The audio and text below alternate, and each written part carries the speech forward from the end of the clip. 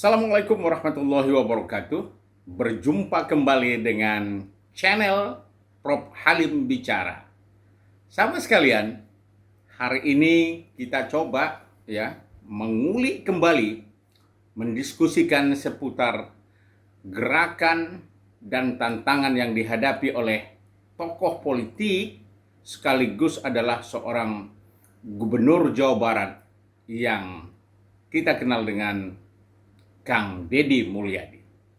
Ini memang tokoh ini, sahabat sekalian ada tema yang menarik bagi saya, yaitu soal fitnah memfitnah soal kritikan atau bahkan juga sebenarnya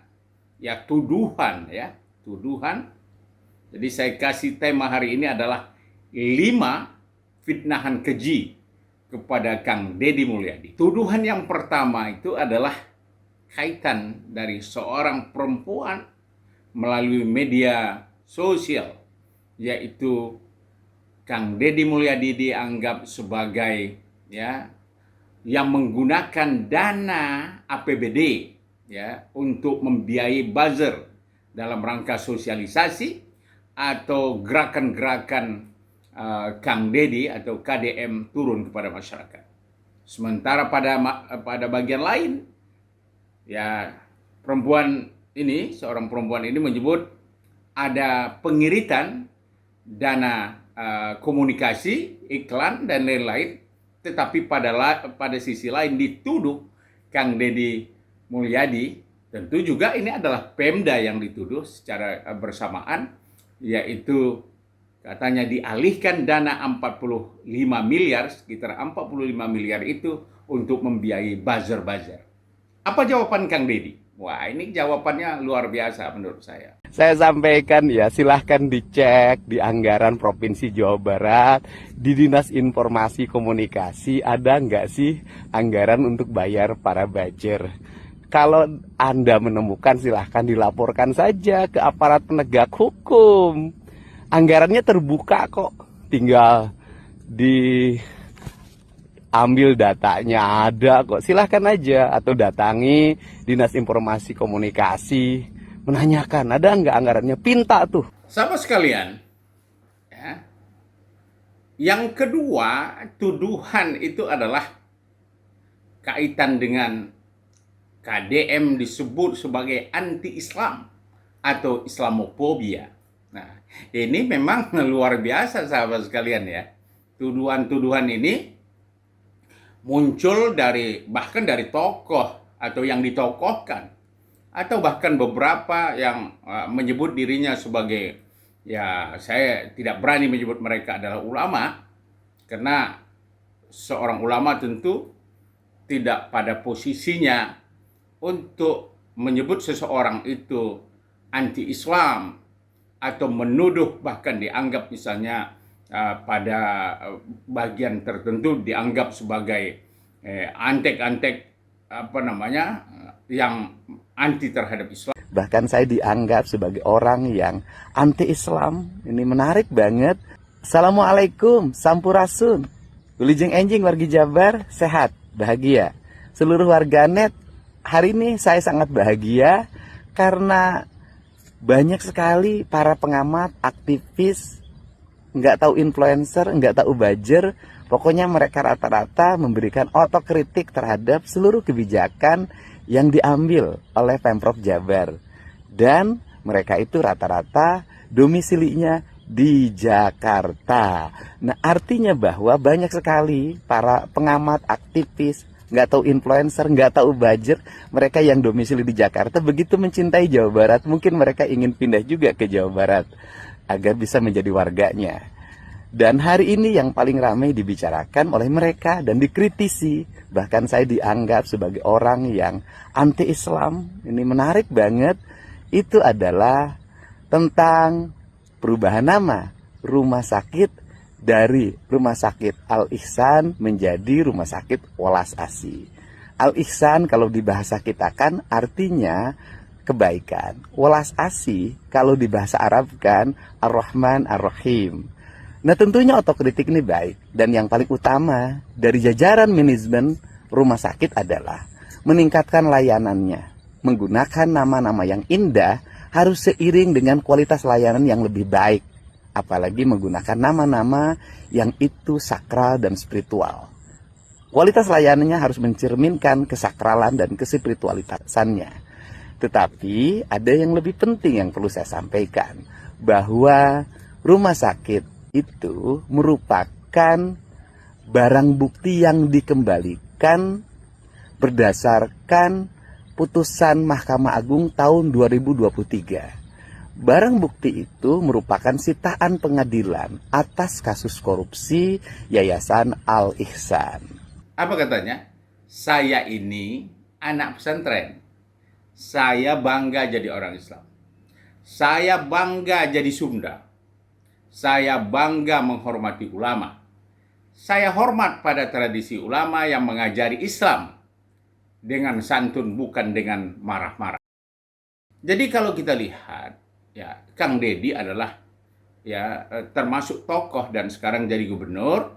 Ya, pesantren dia perhatikan, ya, masjid diperhatikan, lembaga-lembaga sosial diperhatikan, pendidikan diperhatikan dalam maksud di sini adalah yang harus dibantu ya dibantu, ya.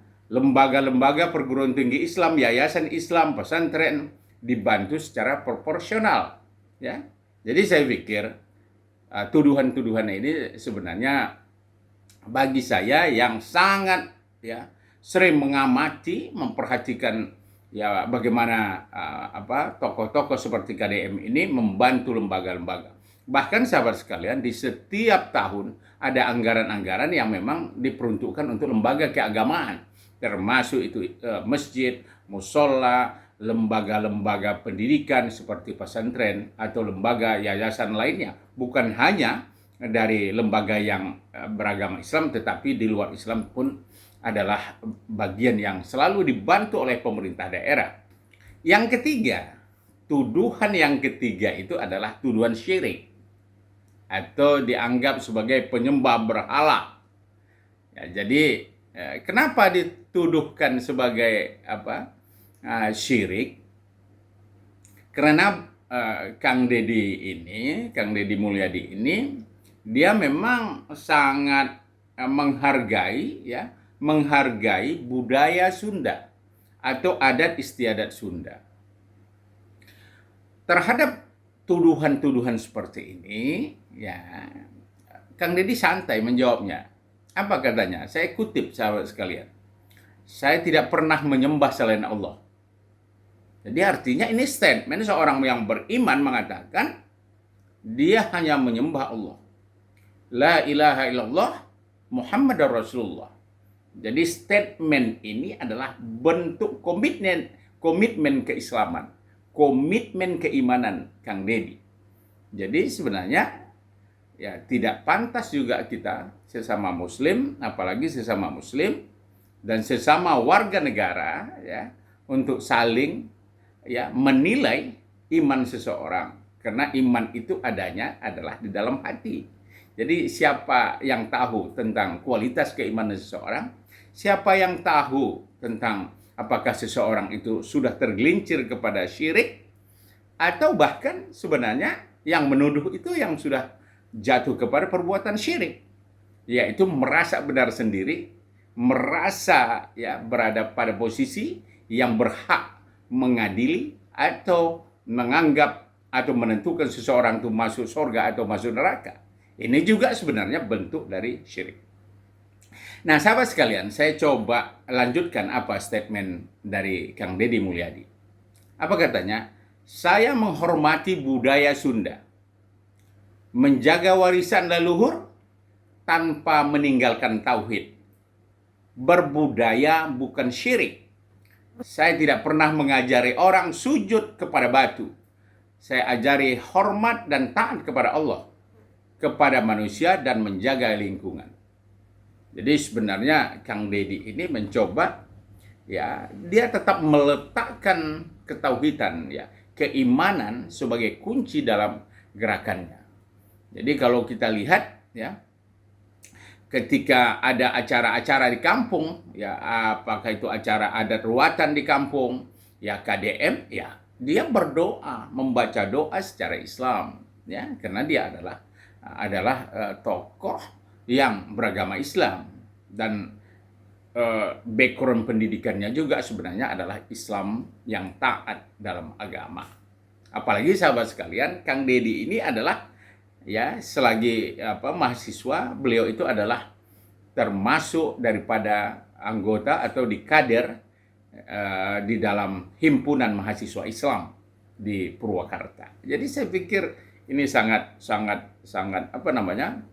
jelas jawaban Kang Deddy bahwa dia adalah tidak mensyarikatkan Allah atau tidak syirik kepada Allah dan tidak menyembah berhala.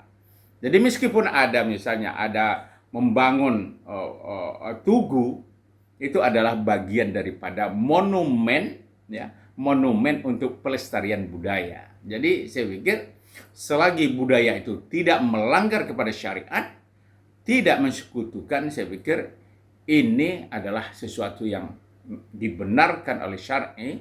Jadi ini namanya bahkan dikenal di dalam literasi keagamaan dalam Islam itu ada yang disebut al-adatul muhakkamah. Jadi adat itu jangan dinilai menjadi sesuatu yang sesat. Mungkin saja ada praktiknya, misalnya hal-hal yang secara terus terang, misalnya mensekutukan atau menafikan Allah Subhanahu wa taala. Sahabat sekalian, saya kembali lihat statement daripada Kang Deddy, ya. Apa katanya? Saya mengajarkan masyarakat menjaga lingkungan, menjaga kebaikan, menyayangi fakir miskin, menghormati guru. Itu semua adalah bagian Islam. Akidah saya lurus. Jadi akidahnya tegak lurus dengan Islam. Tidak pernah mengajari orang menyembah selain Allah. Yang selawan itu adalah katanya premanisme, bukan akidah. Jadi ini kembali, ya sahabat sekalian, ya tuduhan-tuduhan ini dijawab. Ini adalah tuduhan yang keempat. Ya. Sahabat sekalian, tuduhan yang kelima adalah tuduhan memusuhi ulama. Apa kata Kang Deddy? Saya hormat pada ulama. Saya tidak pernah ribut sama ulama. Saya melawan pungli, saya lawan aparat preman, saya lawan koruptor. Bukan ulama. Justru saya bangga anak-anak saya mengaji. Bangga orang tua saya dari pondok. Dan bangga dengan lingkungan yang ada dalam pendidikan Islam misalnya. Ini adalah bentuk daripada komitmen dan keimanan dan kejujuran daripada Kang Deddy Mulyadi yang menyatakan bahwa beliau tidak melakukan syirik, tidak melakukan anti-Islam, tidak benci ulama. Ya, sahabat sekalian, dari kasus-kasus itu, maka apa yang bisa kita pelajari? Yang pertama, kita harus tahu bahwa fitnah itu bagaikan api. Fitnah itu adalah sesuatu yang bahkan tadi saya sudah sebutkan juga, ya, adalah al-fitnatu asaddu minal qatli. Jadi betul-betul membahayakan, merusak, ya. Merusak bukan hanya merusak pribadi, tapi bisa merusak berdampak luas kepada masyarakat. Sahabat sekalian, ya, statement Kiai Haji Maimun Zubir barangkali perlu kita rujuk, ya. Apa kata beliau? Dalam interaksi, dalam menilai, dalam melihat sesuatu masalah. Apa kata Mbah Maimun? Islam itu bukan agama marah-marah. Islam itu adalah agama kasih sayang dan yang bermanfaat dan kemanfaatan untuk masyarakat. Itu yang mungkin dalam bahasa agama rahmatan lil alamin. Jadi kalaupun ada misalnya sesuatu yang persepsi kita, penilaian kita berbeda, barangkali bukan marah-marah, apalagi mengatakan anti-Islam, apalagi mengatakan telah keluar dari Islam, atau apalagi dianggap sebagai ya mungkin anti-Islam. Sahabat sekalian, kita coba lihat apa nasihat Kiai Haji Agil Sirot juga. Jadi ini mantan ketua PBNU ya. Apa katanya terhadap fenomena tuduhan-tuduhan syirik itu? Kiai Haji Agil Sirot mengatakan bahwa menghormati leluhur bukan berarti syirik. Menjaga adat istiadat selama tidak melanggar syariat adalah bagian daripada budaya Islam. Jadi sebenarnya di sini ya apa yang dilakukan oleh KDM saya pikir ya mendapat dukungan dari mantan ketua PBNU yaitu Kiai Haji Said Agil Sirot. Imam Al-Ghazali dalam Ihya Ulumuddin mengatakan menghidupkan tradisi sosial yang membawa maslahat tidak bertentangan dengan agama, bahkan sebenarnya bagian dari agama. Di dalam bagian penutup ini ingin saya sampaikan bahwa kebaikan tidak bisa dipadamkan. Fitnah boleh saja viral. Jadi fitnah boleh saja viral, tapi amal kebaikan dan amal kebajikan dengan kerja nyata tidak pernah mati. Jadi saya pikir siapapun termasuk Kang Deddy dan pemimpin-pemimpin yang ada di Indonesia, baik dari mulai tingkat RT, RW, kelurahan, kepala desa, camat, kemudian bupati, gubernur, sampai kepada presiden, saya pikir ya lakukan kebaikan itu. Karena kapanpun fitnah itu pasti selalu datang. Bukan hanya KDM atau bukan hanya kelasnya pemimpin negara, bupati atau camat dan lain-lain sampai kepada yang bawah. Nabi sendiri pun sebenarnya adalah ya nabi kita ya Nabi Muhammad SAW tidak sepi dari fitnah. Demikian sahabat sekalian, ya beberapa refleksi pemikiran kita dengan melihat fenomena yang ada di lingkungan masyarakat kita, khususnya fenomena adanya fitnahan dan tuduhan terhadap Kang Deddy Mulyadi. Insya Allah semuanya ini mendatangkan hikmah, manfaat. Jangan lupa subscribe, komen, like, dan share.